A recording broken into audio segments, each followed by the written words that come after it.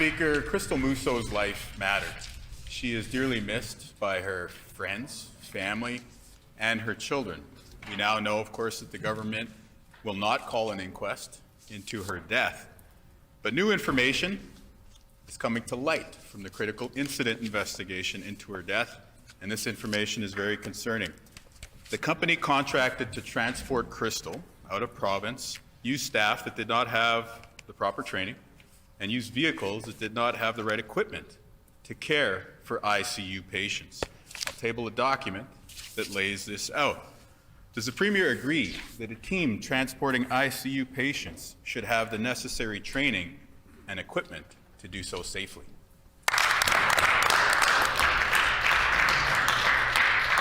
The Honourable First Minister. Thank you very much, Madam Speaker. And before I get to the member's question, I just wanted to say that sometimes it's we need to remember that we need to take time to celebrate our kids.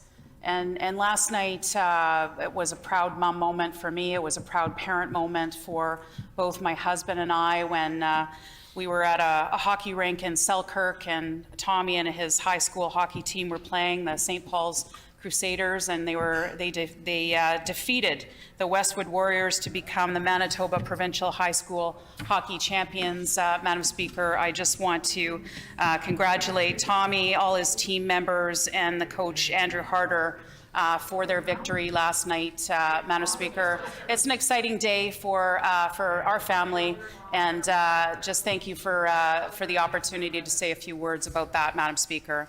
What I will say, Madam Speaker, with respect to this, of course, I did, the member opposite asked these questions yesterday. The member's time has expired.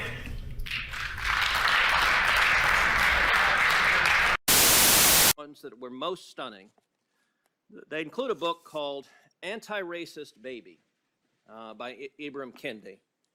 And there are portions of this book that I find really quite remarkable. One portion of the book says babies are taught to be racist or anti-racist. There is no neutrality. Another portion of the book, they recommend to babies confess when being racist.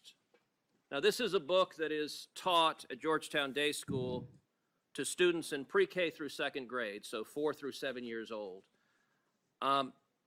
Do you agree with this book that is being taught with kids that babies are racist? Senator,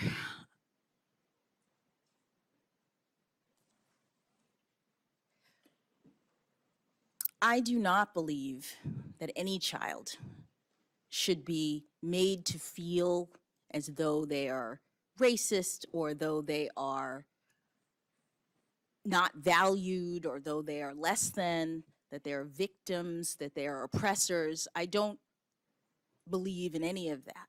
But what I will say is that when you asked me whether or not this was taught in schools, critical race theory, my understanding is that critical race theory as an academic theory is taught in law schools, and to the extent that you were asking the question, I understood you to be addressing public schools. Georgetown Day School, just like the religious school that Justice Barrett was on the board of, is a private school. Okay, so you agree critical race theory is taught at Georgetown Day School? I don't know, because the board is not, the board does not control the curriculum. The board does not focus on that. That's not what we do as board members, so I'm actually not sure. Well, and I'll know. Almost every nation on earth has fallen under the yoke of tyranny, the metric system. From Beijing to Buenos Aires, from Lusaka to London, the people of the world have been forced to measure their environment in millimeters and kilograms. The United States is the only major country that has resisted, but we have no reason to be ashamed for using feet and pounds. So says New Criterion editor James Panaro. We spoke with him recently. I'm joining you tonight as an anti-metrite. I'm taking a stand against the metric system, the original system of global revolution and new world orders. God bless you. That's exactly what it is. Esperanto died but the metric system continues, this weird, utopian, inelegant, creepy system that we alone have resisted. How long can we hold out against it, would you say? Well, today, as you mentioned, the United States stands nearly alone in the world in maintaining customary measures. The inch, the pound, the foot, the mile. And we should stand tall on our own 2 feet, I say, because it was customary measures that measured out the Industrial Revolution and customary measures that took us to the moon. The metric system, meanwhile, is the product of the French Revolution. It was imposed at the business end of the guillotine. So why are our leaders so anxious that we join the rest of the world in using, Robespierre's favorite standard of measurement? I don't understand. I'm the proof when I'm in the booth, spitting on the mic. Anti-vax. Putin hates all of them blacks. Putin is a bad racist. Put him in the ground, white or brown. And I'm in plain old town. And you just got found. I'm a pimp on a blimp. Unless a steak is shrimp. No, you can't stop my shine. I'm number 99. And I grind and shine. And I do it all the time. One more time, I'm teaching class. This is your whole pass. Zelensky is a VIP. Ukraine and I go insane. Put a bullet in Putin's brain. That is the plan. I'm a Zelensky stan.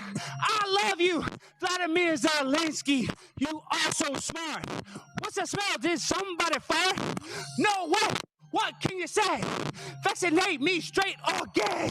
I love you, and I love to rhyme and grind all the time. And you got that sanitizer, and I got that Pfizer. I stick it in my vein. Put a bullet in Putin's brain.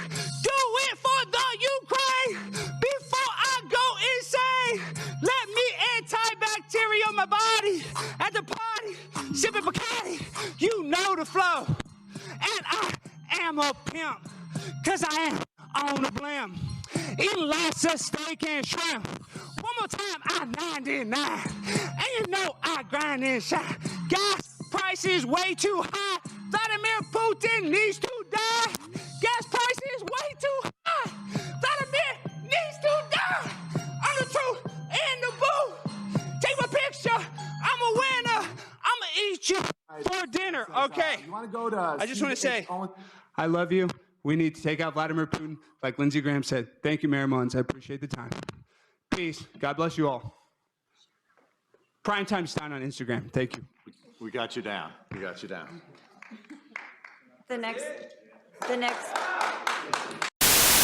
Okay, so the homeless do not actually want help. It's unfortunate. It's mental illness and it's drugs. Even if you give someone housing, they're still going to be doing drugs and have the same mental illness. So it's got to be like, I don't know, a program for mental health. Because if you ask some of the people, most actually, to be honest, if you ask them if they want a place to stay and live, no, they want to be where they want to be. I mean, I know people personally who have ended up in the streets and they want to be there. They literally chose, like they had a life and they're like, no, I want to go live there. It's kind of unfortunate and it's kind of like, I don't know, like it has to be mental health and that could clean up a lot. That's so hard because also like mass institutions like that always go corrupt, so I don't know. The problem is that like, to be honest, a lot of the homeless are probably gonna always stay homeless. It has to start at childhood. And like, unfortunately, that like the school system now is so messed up and like everyone has a bunch of trauma and the school systems are preying on that and kids are just growing up in their homes and at school with mental health or just they don't know therapeutic practices and this is why they're ending up on the streets. I actually didn't know you were going to say all that because you're literally right about everything. My best friend photographs homeless people. He's been doing it for I think 10 plus years, spends days, nights with them, and he was like, you don't understand, these people can't integrate into society. I mean, they don't want to either. It is a mental health situation, it is a drug problem, and I think the most humane thing we can kind of do is, unfortunately, like against their will, force them to maybe be in places where we can make sure they're at least safe, try to get them better, and if not, it's just not fair because it's so dangerous to the people. Like I see naked guys on the street every day. Bottom line, like you can't have them there. You need to figure something out, and it's a really difficult issue to discuss. But unfortunately, you know, when you leave it up to them, you can't leave things up to crazy people. This place that they're going to end up going to, is it like a jail, or is it like a wilderness retreat, or is it somewhere in between? So I think we need to build places that are not jails, not mental hospitals, but there needs to be I would say a mental hospital, but a lot more humane, and more like apartment housing, and just something humane. It needs to be good, and both sides need to come together on that, because it's sickening. You can't say you care about people and then step over bodies on the street. I can't even believe people go in the ocean in LA. Can you imagine like the feces and everything that are going into the water? And it's disgusting. What also scares me is, like, this is kind of off topic, but it's really scary walking your dogs around there. Feces, needles, chicken bones, because they give them chicken wings and dogs choke on them and die literally all the time. It's just another sad factor. They've doubled up their activity. It doesn't matter who you are. Oh, I'm BLM, I'm Antifa. You're mad because abortions aren't legal anymore. You're fucking losers of society. I wish that the people that fixed the election, their kids would be at a bus stop and a bomb came down and blew their fucking heads off. That's right, I'm a Desert Storm combat veteran. I was a plumber. But I would love to see the people that fixed the election, so we have Biden in our Oval Office. Your Green Deal? No. I want an electric car to run your kids over at a bus stop. I want not anybody else other than the people that fixed the election that's allowing Ukraine to be destroyed. I want your kids to get run over by an electric car, and then I want to back over their heads. So their brains just split into the fucking parking lot, the street, like Ukrainian babies. So you can feel the fucking pain, the misery of families just leaving their husbands to fight for a country. I want all the Karens that fucked with the election. You know who you are. It's easy. You had this system that just fed Nancy Pelosi's machines. I want your kids to be out at a bus stop in an electric car to run over their fucking heads. I don't care if they're 2 years old, 5 years old, 17. What you did to America by not allowing Trump to have his second term, it's over. It's really over. I want your kids to be crushed by an electric car. Nobody else other than the Democrats that fed the system with fake votes. Dead people, just the literal, just disgusting.